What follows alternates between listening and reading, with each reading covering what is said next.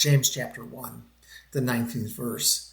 Everyone, that means me and that means you, should be quick to listen, slow to speak, and very slow to become angry.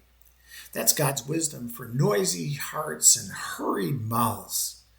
And if we're honest, most of us are actually built backwards. We're slow to listen, quick to speak, and very quick to anger.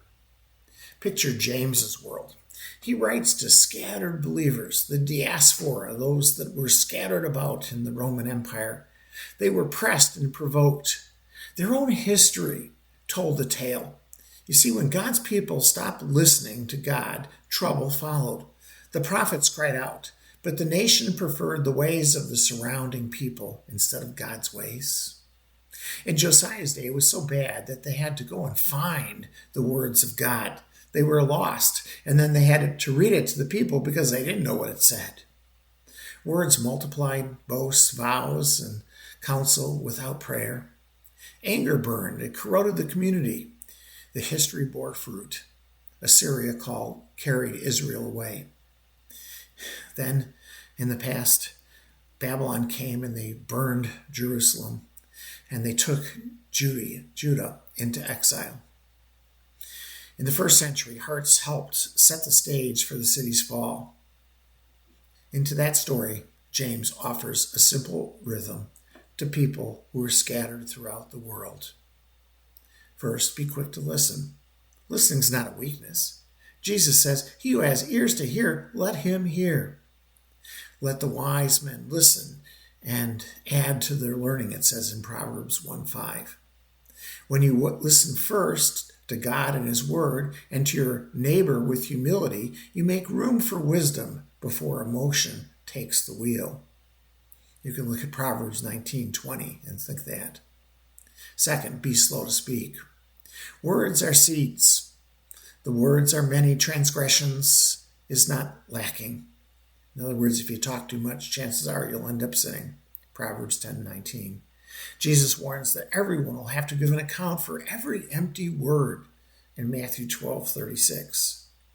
Let your speech always be seasoned with grace, seasoned with salt.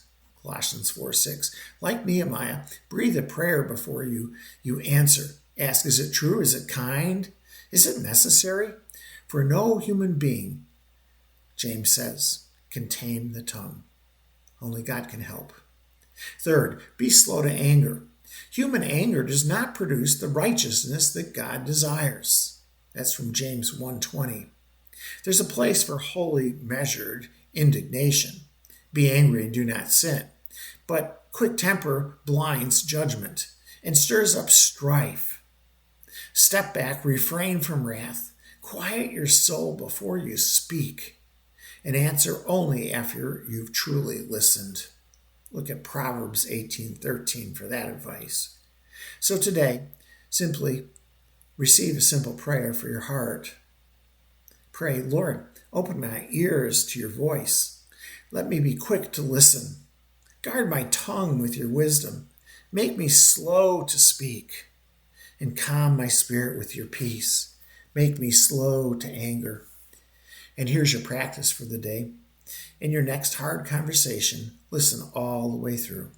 Ask one clarifying question before you offer any opinion. And when you do speak, keep it brief and gracious. If heat rises, pause, pray the Lord's Prayer, then return with a quieted soul. Be built right. Be quick to listen, slow to speak, and very slow to anger. May the God of peace tune our ears, tame our tongue, and temper our hearts. In Jesus' name, amen.